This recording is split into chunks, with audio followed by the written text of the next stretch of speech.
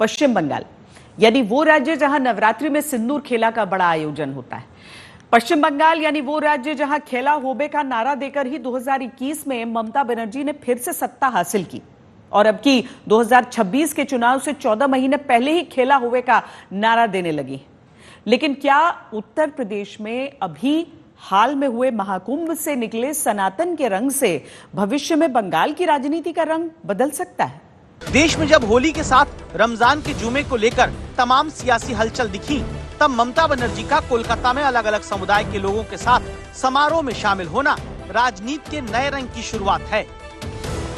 होली के माहौल में इस बीच देश की सियासत में खेले जाते राजनीतिक रंगों के बीच सवाल ये, क्या ममता बनर्जी 2026 की सियासत के रंग अपने साथ जोड़ने में जुटी? क्या ममता बनर्जी कुंभ से निकले भगवा रंग की राजनीति में अपने बंगाल को बचाने में जुटी?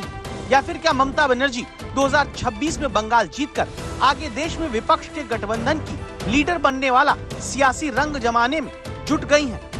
একদিকে দোল আর होली एक ही दिन में पड़ा है, साथ साथ में ये महीना रमजान का मंथ भी है। हमारा परंपरा ये है, हर आदमी उसका मुताबिक हर आदमी का धर्म को हम रिस्पेक्ट करते हैं, सब मिलजुल के रहना। ममता बनर्जी देश की इकलौती विपक्षी मुख्यमंत्री अभी हैं, जो लगातार 3 बार बहुमत के साथ सरकार बना चुकी हैं। अरविंद केजरीवाल की दिल्ली में हार और बिहार में एनडीए की लगातार बनती आ रही सरकार के बीच सवाल ये, अगर बिहार में बीजेपी का विजय रथ दिल्ली की तरह नहीं रुका, तो क्या ममता बनर्जी ये सोचती हैं कि 2026 में बीजेपी को बंगाल में हराकर वो बीजेपी के खिलाफ देश में विपक्ष की सबसे बड़ी नेता बन सकती हैं, जिसे वो सेक्युलरिज्म वाली सियासत के रंग से रंग कर संभालना चाहती हैं? अगर कोई कुछ कहे कि वो तुम्हारा खिलाफ ये बोला वो बोला, इसको कान देने का जरूरत नहीं है। আপনারা সবাই যে যার धर्म पालन करुन। एक दिन के लिए कोई आदमी झगड़ा लगा के चला जाएगा, लेकिन जब आग जलेंगे तो वो नहीं रहेंगे। हम लोग क्या चाहते हैं? हम आग नहीं चाहते हैं। आग तो खाना बनाने के लिए होता है, वो तो सिस्टम होता है, लेकिन आग का परंपरा कोई डिवाइड करने के लिए नहीं होता है। लेकिन धर्म के नाम पर न बंटने की नसीहत देती मुख्यमंत्री ममता के लिए क्या ये सियासी राह आसान नहीं? वजह ममता बनर्जी का महाकुंभ पर उठाया गया सवालों का लाल रंग है।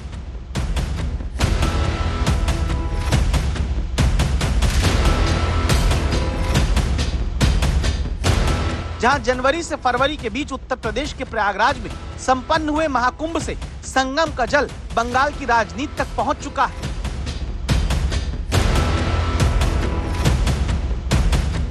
क्या महाकुंभ से निकले इसी संगम वाली सियासत के रंग को ममता बनर्जी ने पहले ही भांप लिया, जिसकी बेचैनी पश्चिम बंगाल में 14 महीने बाद होने वाले चुनाव से पहले दिखने लगी? বাংলায় যদি কেউ টিকে থাকে গ্রাসরুটে, তাহলে এটা তৃণমূল কংগ্রেস, তৃণমূল কংগ্রেস, তৃণমূল কংগ্রেস, আর কেউ নয়। খেলা আবার হবে।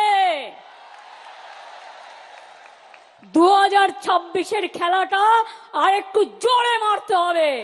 খেলা আবার হবে। खेला हुए के सियासी नारे के रंग से एक बार जीत की रंगोली बंगाल में सजा चुकी ममता बनर्जी के एक बयान के बाद ही कुंभ से जल कोलकाता में बीजेपी दफ्तर पहुंचा है। कुंभ से लेके आए हैं, ये जो कार्यालय आप देख रहे हैं 6 नंबर मुरलीधर सेन लेन बीजेपी का हेड ऑफिस था, आज भी है। ये बहुत इतिहास का साक्षी है। इसमें जो बीजेपी का स्थापना किया था अटल बिहारी वाजपेयी जी। बीजेपी के नेता अगर कुंभ का जल लाकर कोलकाता में शुद्धि इसलिए करना चाहते हैं क्योंकि ममता ने महाकुंभ को मृत्यु कुंभ कहा, तो ममता ये बात समझती है कि इस बार बीजेपी कुंभ के रंग से ही राजनीति का चक्रव्यूह रच सकती है। ভোটার লিস্ট নিয়েছে আর ঢুকিয়ে দিয়েছে, অনলাইন দিল্লি থেকে করছে, ইলেকশন কমিশনের অফিস থেকে বসে এই করে দিল্লিকে হারিয়েছে, এই করে মহারাষ্ট্রকে হারিয়েছে। ওরা এই খেলাটা ধরতে পারেনি, কিন্তু আমরা এই খেলাটা ধরতে পেরেছি। सियासत के जानकार कहते हैं कि बंगाल में अब हिंदू वोट के रंग से ही ममता बनर्जी के साथ खेला बीजेपी करना चाहती है, जिसे चुनौती की तरह ममता लेती है। क्या बंगाल में अब की हिंदू वोट का खेला मजबूती से हो सकता है, जिसके रंग दिखने लगे? पश्चिम बंगाल में 70% आबादी हिंदू है, जबकि 30% आबादी मुस्लिम। 2019 के लोकसभा चुनाव में बीजेपी को पश्चिम बंगाल में कुल हिंदू वोट का 57% हिस्सा एक साथ मिला, जबकि ममता को कुल मुस्लिम वोट का 70% हिस्सा एक साथ मिला था। 2019 में 2024 के मुकाबले 36% ज्यादा हिंदू वोट बीजेपी पाई, इसीलिए 18 सीट तक पहुंची थी। लेकिन जानकार कहते हैं कि 14 के मुकाबले 30% ज्यादा मुस्लिम वोट 2019 में पाने के कारण बीजेपी से 4 सीट ज्यादा यानी 22 सीट टीएमसी जीती थी। 2024 के लोकसभा चुनाव में ममता बनर्जी ने वापस कमबैक किया। 42 में से 29 सीट पर जीत दर्ज की।